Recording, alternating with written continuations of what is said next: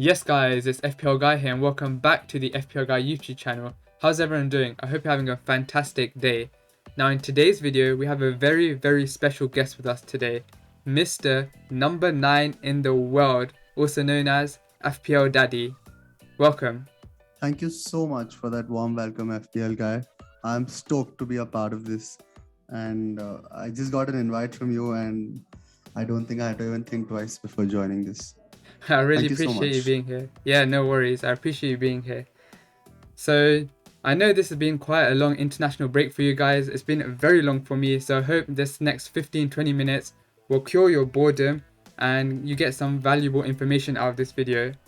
FPL Guy from the future here. Just a quick message for you guys that this will be a fairly long and informative video, so I'd recommend just pop this video in the background while you're playing some FIFA, doing some general work, doing some home chores, whatever it may be. Just pop this video on in the background and I think you'll find a lot of value in it.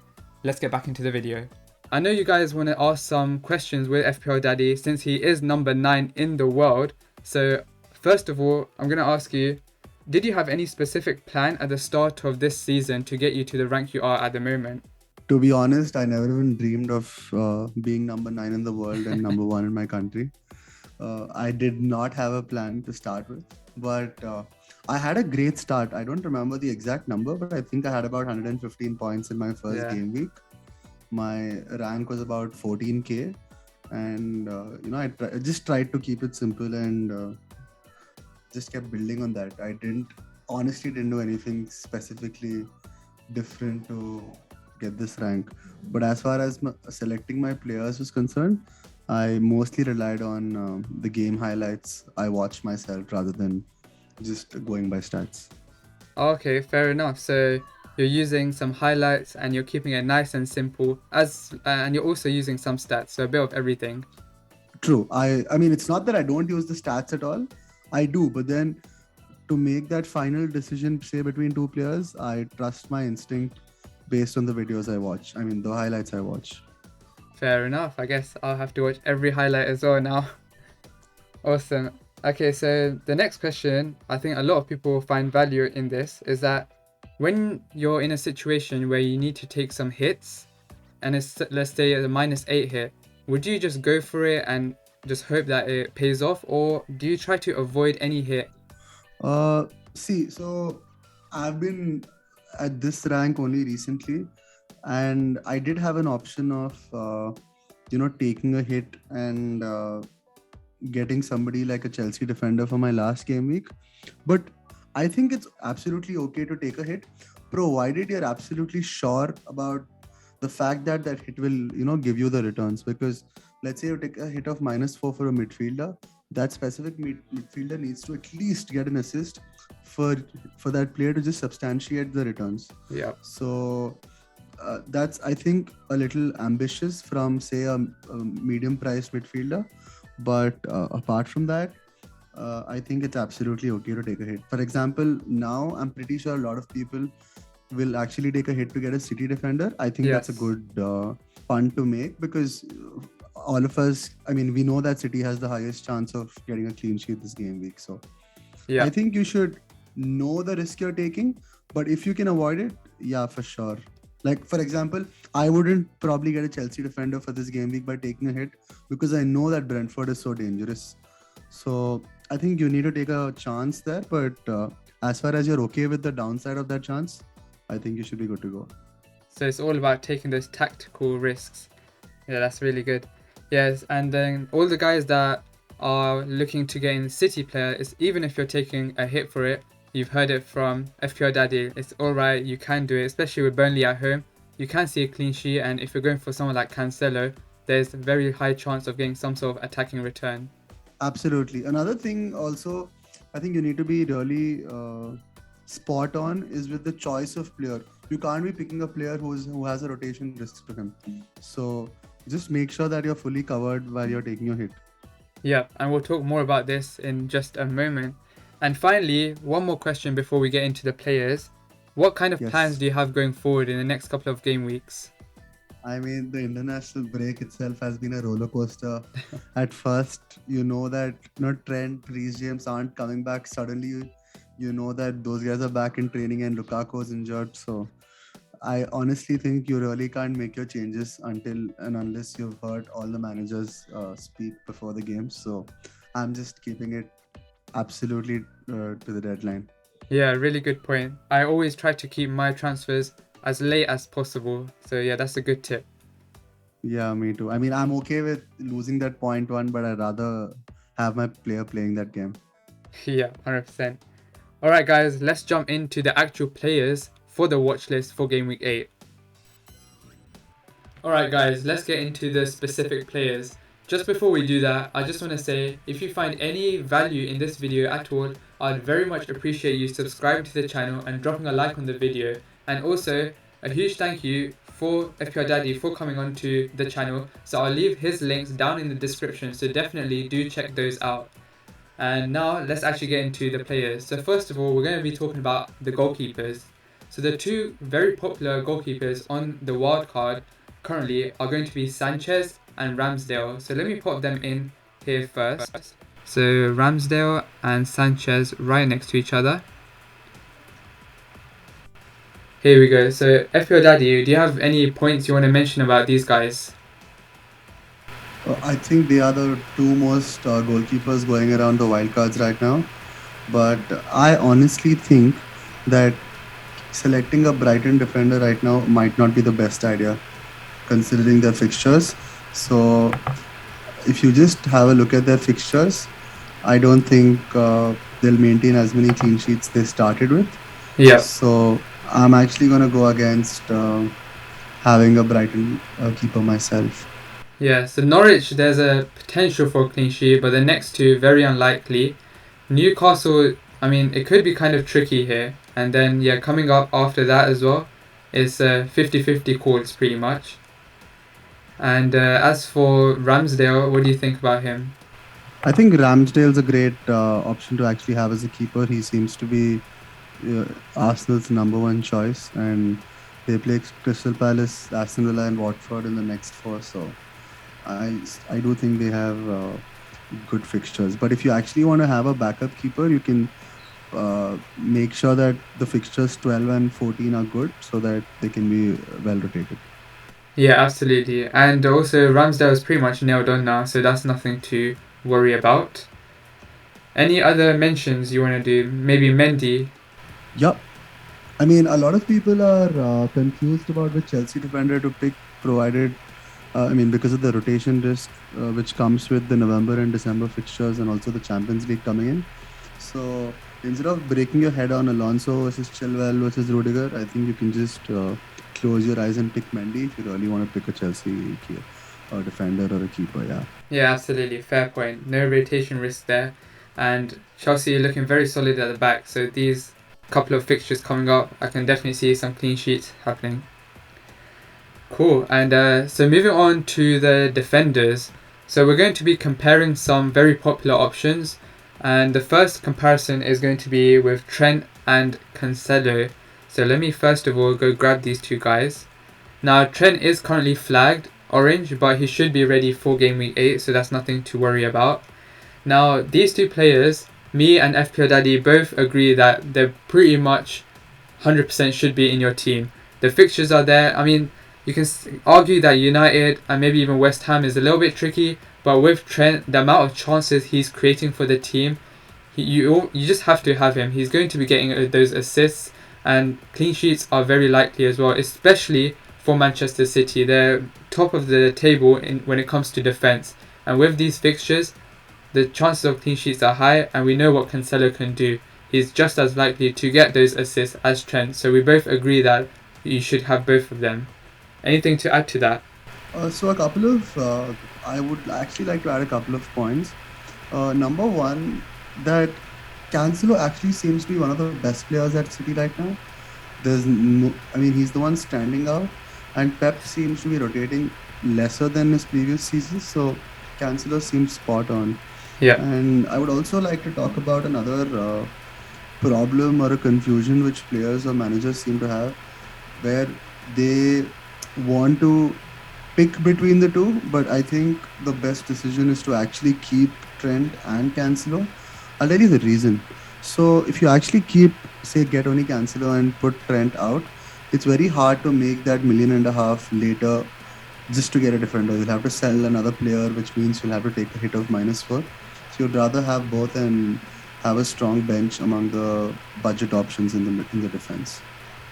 Yeah, and as you can see, guy, this is why he is ninth in the world. He's always thinking ahead. So that's, yeah, a great tip there. Perfect. So we can move on to the visualization for them. So here I've got up a graph of Cancelo and Trent. You can see up here, Trent has played a little bit less minutes, but from this you can pretty much see that Trent does dominate in most areas, expected assists and shots per 90. Cancelo is pretty equal in terms of the expected goals per 90.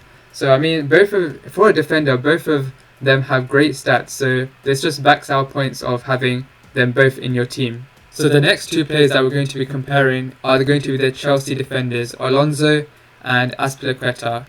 Now, we know how solid Chelsea are at the back, and with these run of fixtures, they're almost a must in your teams. And both of these guys are fairly attacking, Alonso being the more attacking option. However, there is Chilwell ready on the bench to just come on, and we've seen him take that position really well. So, what do you think, FPLDADDY?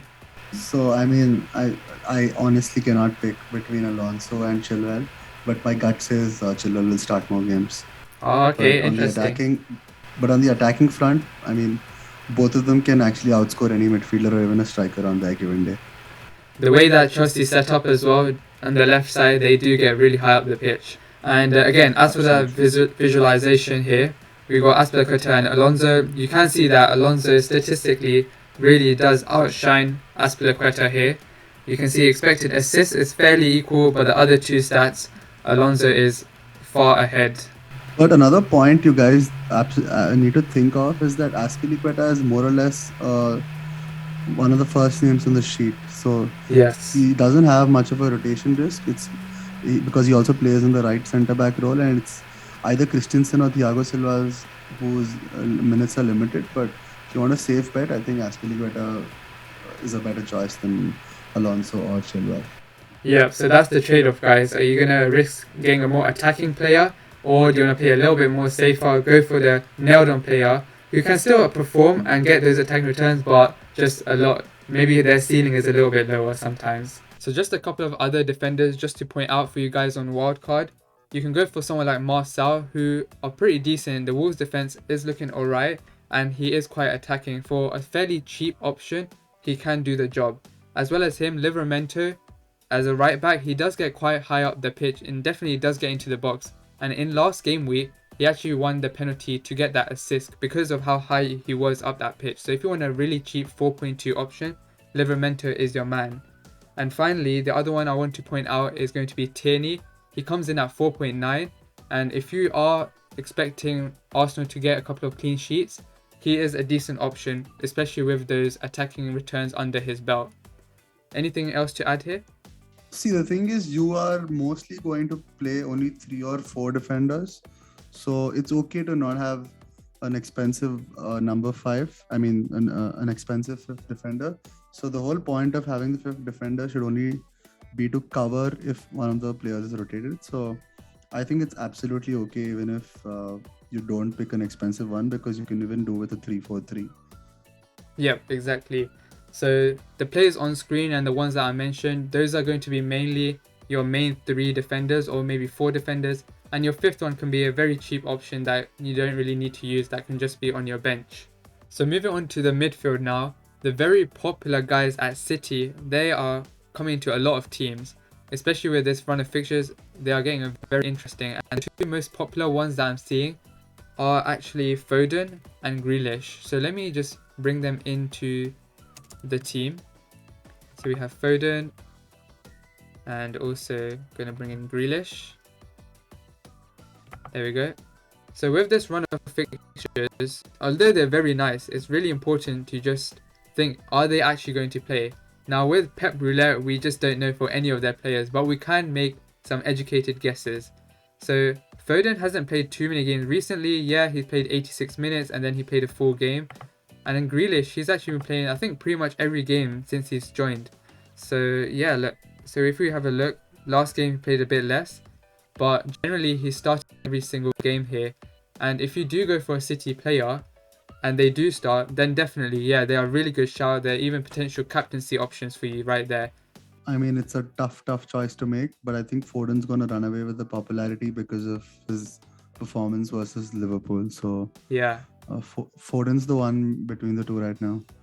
But again, you're never really sure of their minutes because of Pep's rotation. You just can't never outsmart Pep.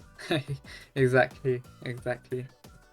And moving on to a quick chart for you guys, you can see their minutes are very different, so just keep that in mind. But when we look at them statistically per 90, they are incredibly similar. The next two very popular midfielders are Mbeumo and Saka. Now with Mbeumo, he does have a very difficult fixture against Chelsea, but we've seen Brentford, they're big game players now. And Mbeumo, he's playing alongside Tony up front, and at 5.5, he's a very nice option. Saka coming in at 6.3 and has slightly nicer fixtures in the next two. So what do you suggest here? So I would actually say that if you have to pick one player, you can pick Saka for say a couple of game weeks and then move to Mbeumo. But trust me, guys, Mbeumo is a must-have. It's a striker who's playing as a midfielder, and Tony seems to be the target man at Brentford, so he's going to hold up the balls and then pass them on to Mbeumo to score. So Mbeumo just has to be in your team. I think even considering him from this specific game week onwards is not a bad idea. Chelsea could be maybe a little bit tricky, but Leicester, there's no reason why he can't get any points in that game. And afterwards, it's just very nice. Yeah, in fact, Leicester is the fourth worst defense in the league. Oh, okay. I actually didn't know that. That's interesting. I knew they weren't doing that well, but that's quite a good stat to have. Yeah. In fact, that's the reason why I'm going to keep Ronaldo in my team this game week. Oh, interesting. We might talk about that in just a moment. And as for the visualization for you guys, you can see Mbeumo really does outshine Saka in terms of expected goals per 90. In terms of shots per 90, just a little bit higher. However, expected assists, that's where Saka really does outperform Mbeumo. So as you heard, if you were to pick just one of them, you could go for Mbeumo. Just keep in mind the next two fixtures could be a little bit tough, but there's no reason why they can't score. So Mbeumo, he's your man in this combination. A couple other midfielders to point out here is going to be Gray and Townsend. Now both of these guys are doing fairly well, and if we have a look at Everton's fixtures, have a quick look at that, they're alright. You have some tough ones here and there, but generally they are looking pretty good, and Townsend, he's had a pretty nice start to the season. Now with Gray, he is playing quite centrally, but once Richarlison and Calvert-Lewin return, he will lose that central position that he currently has. Yes, absolutely spot on, FPL guy. I also think that Gray's minutes will be limited once DCL and Richarlison come back. And more importantly, Townsend's also been on penalty duties. So I think he adds more value to your team if you were to pick between the two. Perfect, yeah. And once again, let's have a look at them graphically. You can see from here that Townsend really does outshine Gray in pretty much all departments here. They are both good options, but if you were to pick one, I'll probably go for Townsend. Would you agree? Absolutely. We absolutely missed speaking about Salah, but do we really need to speak about Salah? He should be the first player in your team. Yeah. He's the number one fixture-proof player in the league. In fact, if he plays like this, he can even get to the Ballon d'Or. So yeah, he should be in your team. Amazing form right now. He's got points in every single game except game week 2. That is crazy. Yeah, he's a must-have. First player in your team should be there. And finally, guys, we're going to talk about the forwards. So you can currently see Vardy and Lukaku. A lot of people are jumping onto Lukaku because of that run of fixtures, and he's actually performing incredibly well. Now, all of a sudden, he's been flagged, and we're going to talk about that in just a moment. But alongside him, I have put in Vardy here because I've seen around on Twitter and even on Instagram, a lot of people are actually considering Vardy over Lukaku. And what do you think about that? Vardy's proved himself as a Premier League legend, and along with Salah, Vardy is a fixture-proof player, so he can actually just sit in your team till the end of this season. And if you actually have a look at his previous season stats, you'll be shocked to see that he's been ridiculously consistent. Can we have that FPL guy? The Yeah, previous season stats. yeah. Let's bring that up. And Yeah, you can look at how ridiculous those numbers are. very consistent, in fact. Absolutely. And also, he is just over $1 million cheaper, which does open up the doors elsewhere to upgrade your team. So as for their graphs, we have it right here. You can see, I didn't really expect it, but expected assist per 90 for Lukaku is pretty decent. As for the other two stats, they're very, very similar. So as for their fixtures, Lukaku does have the better run. As for penalties, Vardy has that under his belts. And maybe Lukaku if Jorginho isn't on the pitch, but again, not quite sure there. Anything to add now? Yeah, I mean, Lukaku was the nailed-in striker for this wildcard team, but again, because of the muscle injury he's had in the Belgium game, we don't really know the exact situation. But I think he should be starting the game. Yeah. Yeah, he looks like he should be ready. Just before we talk about the rest of the forwards we have in mind, I just want to mention this is not a wildcard team, so you can clearly see I'm over budget and I've got way more City players than I should. This is just some comparisons for you guys for your wildcard teams and to help you guys pick those certain players to help you boost up those ranks. So yeah, just keep in mind this is not a wildcard team. And here we go. So the next two players that we've got on screen is Jesus and Werner. Both of these guys aren't very much talked about here. What do you think? I think that Werner's actually been not spoken about too much because Lukaku's hogging all the headlines, but Werner was the better attacker in the Southampton game. He's also scored for Germany. Yeah. Seems to be high on confidence. So I'd actually say that Werner won't be a bad option himself. Especially because Tuchel is playing both the strikers up front and not one. Yeah, and also just to point out, he's a lot cheaper than Lukaku. And Jesus, what do you think? So Jesus has moved to a number 11 role this season. He was the striker, and we actually thought that he'll be the main striker after Aguero leaving. But he's really done well in the winger position and seems to be the first name on the sheet as far as the attack is concerned. So I see more rotation to happen with Ferran Torres, Foden, and Bernardo Silva, but not Jesus. I mean, I would have liked to have him in the team, but you really need to see what's happening with the Brazil Football Association. Yeah, exactly. And just to point out here, the last, I believe, 4 games against Burnley, it was all 5-0 to City. So can we see that again? I think 3 5-0s and 1 3-1. 18-1 or something is the score in the last 4 games. We might see something crazy right after the international break. And finally, we're going to be talking about slightly budget forward options. So we have Tony, Armstrong and Hwang at the moment on screen. Before we talk about them, I'll just point out one thing about Antonio. He has taken a slight dip recently. Even the goal against Leeds, it came very late on in that game. And looking at the next couple of fixtures, they aren't really the best. So I know he had a really amazing start to the season, but is it time to now just get rid of him? And especially if you're on a wild card, do you really want to give him that valuable position in your forward line, especially with that run of fixtures as I mentioned? So that was just one thing to point out for you guys. And as for these three guys up front, what do you have to say about them? I also just want to add a small point about Antonio. So Antonio's ownership is more than 40%, which means that as good as everybody has him in their teams. So not having him is actually a good differential in itself. So that's one thing to consider. And coming to Tony and Hwang and Adam Armstrong, I honestly think that Armstrong is not being talked about enough. I know Southampton hasn't really done that well, but again, they've literally played City and Chelsea in their last 2 game weeks, and they've already played United. So you can actually back Armstrong to do well in the coming game weeks. And if you actually look at their fixtures, Leeds have a long injury list, and they might be without Rafinha in the next game. Burnley are, fighting relegation. Watford again. So I don't think it's a bad option to get Adam Armstrong in. And a great differential as well, only 2.6% at the moment. And Tony and Hwang, So again, I think Huang is playing second fiddle to Jimenez, but people are just jumping on him after the last game. So I don't really know. I think it's too early for me to judge his potential, but Tony again seems to be a fixture-proof player alongside Vardy and Salah. So you can actually have him Definitely. in your team.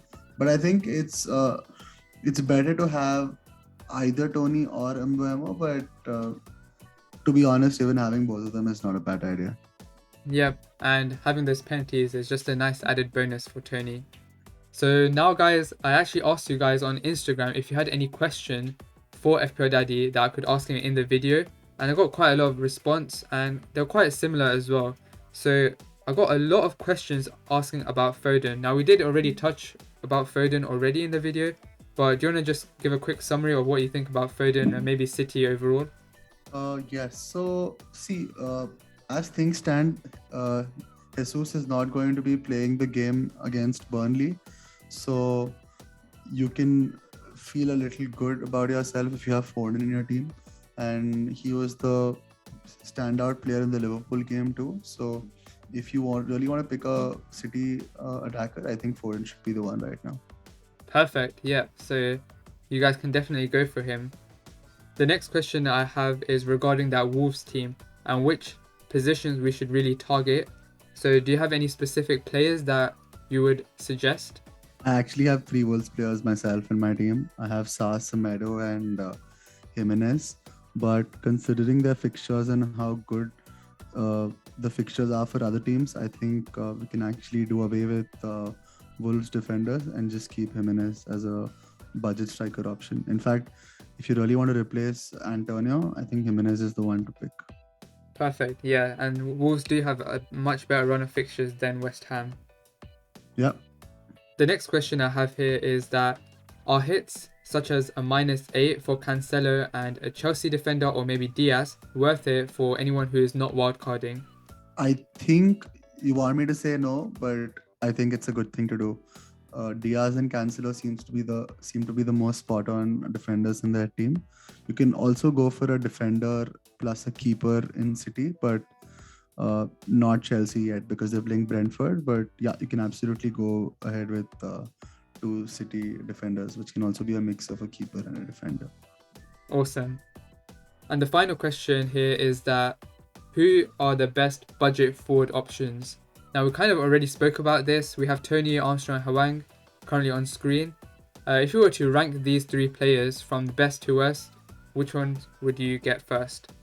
I would actually pick Tony first. Even though he's playing Chelsea, he's been tearing apart defenses and looks absolutely ready for the Premier League. So I I absolutely strongly think that Tony is a fixture-proof player right now. So Tony will be my number one pick, followed by Armstrong, who's not been given too much importance because I agree Southampton's attacking returns haven't been great, but you also need to consider that they've played the tough teams and they have really good fixtures coming up. So I would go with Tony 1, Armstrong 2, and Hwang 3. And Hwang would be 3 because unlike Tony and Armstrong, who are the main strikers, Jimenez is the main striker in Wolves. So this would be my order. Perfect. There you go, guys. I hope that's useful information.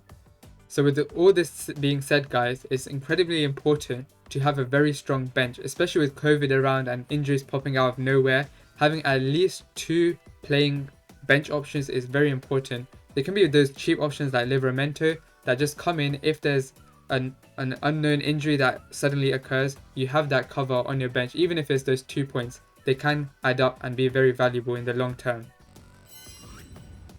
Alright guys, I think we'll leave it at that for today's video. If you guys enjoyed this video or found it useful in any way, then please consider subscribing to my channel and also FPL Daddy's channel, which will be linked down in the description. We're both new to the YouTube platform. I've been here for a few months and FPL Daddy I think a couple of weeks, right? Yeah, it's only been a week or two. Yeah, so we're both fairly new, so if you could support our channels, that would be very much appreciated. And dropping a like on the video would really help out the algorithm and I would very much appreciate that. And one more point from me, if you guys haven't already joined the FPL Guy Mini League, then definitely do so. You can find the code at the top of your screen or the auto join link can be found down in the description. FPLDADDY, it was an absolute pleasure having you on my channel, and thank you very much. Thank you so much, FPL guy. I had so much fun doing this, and I wish you all the best for the coming game weeks. Yeah, Thank you good for luck to having you me on your too. show. Thank you And very much. I hope we do this again. 100%. If you guys enjoyed it, drop a comment. We'll 100% do this again for you guys. Yeah. Let us know what you thought of both of us doing this together, guys. Yeah, it was actually my first collab on the channel, so it's something different. Mine too. Thank you. And with that being said, guys, I'll catch you in the next video. Take care.